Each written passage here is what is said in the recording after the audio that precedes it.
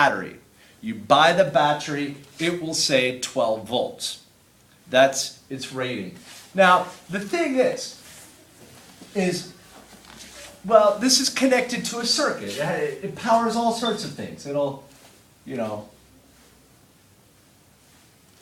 power many things, but for example, a light bulb.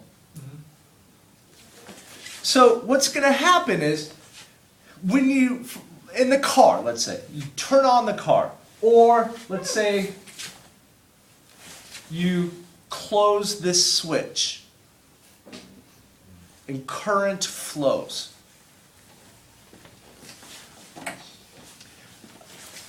Let's say right here.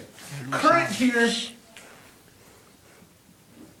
0, right? Because this is open. There's no current that's going to flow. But as we close this, and now, because they're so easy to please.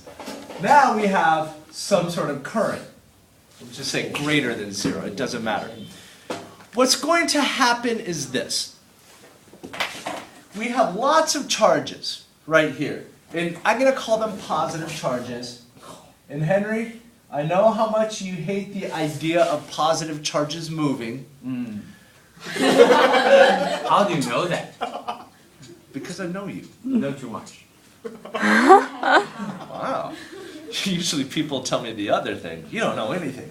Okay. Now, when this happens, and now we get current, these positive charges are going to flow. Yes. And they're going to go through the light bulb, make it bright, and then come back down here.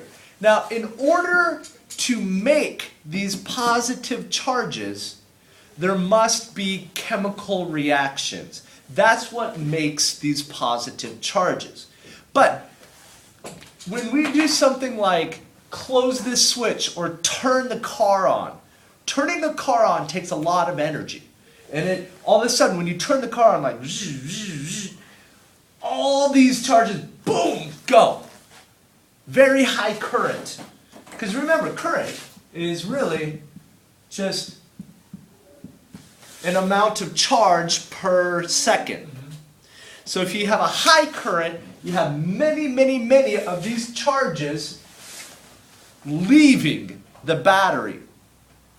So there's chemical reactions here, and they start making new positive charges, but they cannot make positive charges as quickly as the positive charges leave. So when you use lots of energy, this charge goes down just a little bit.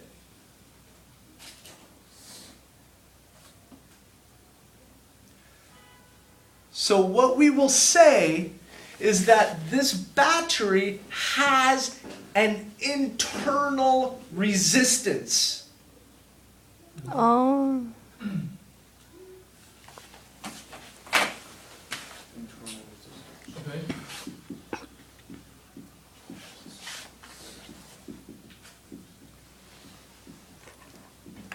And we will abbreviate it small r. Like this right here, we could just write like that. And we will call these capital R, but internal resistance will be lowercase r. So in other words, when we draw circuits, well, we're not going to draw an entire battery. What we will draw instead is something like this. Let me just... We will... Right here, and I think you guys are all familiar with this. This is for a battery, and what we're going to do is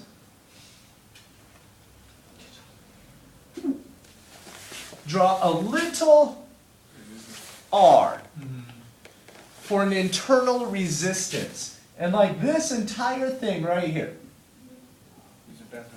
is the battery. Oh. So really, what it comes out to be is like two resistances.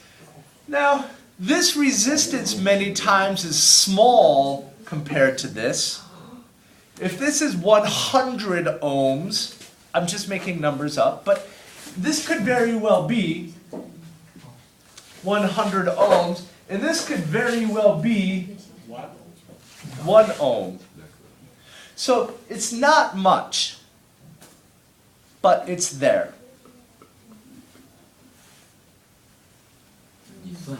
So this is what leads us to what's called EMF, or Magnetic motive motive.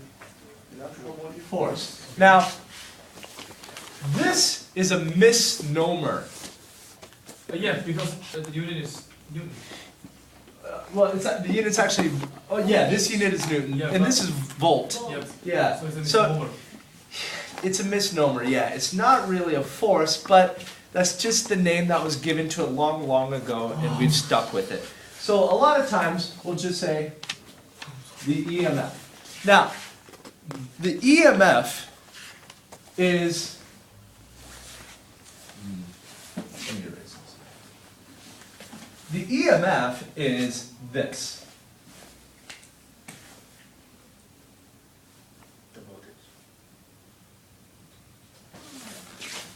EMF is the maximum voltage supplied by the battery. Okay.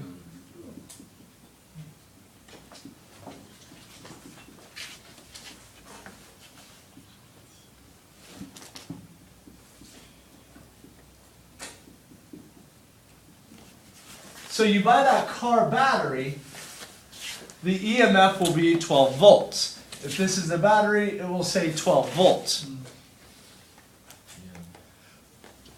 But what's happening is this resistor actually takes some of that energy. So that if we were to, this is the voltage across the terminals. Remember, like Across terminal. that word terminals? These are terminals. So if you were to measure the voltage across here, you would not get 12 volts if there was current going. You would get something a little less. So then that brings us to this term called terminal voltage.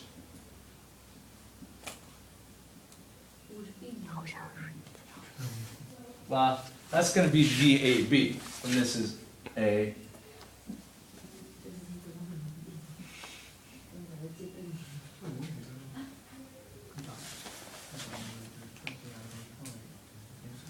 Terminal voltage is less than the real. EMF. Oh no, the real voltage is less.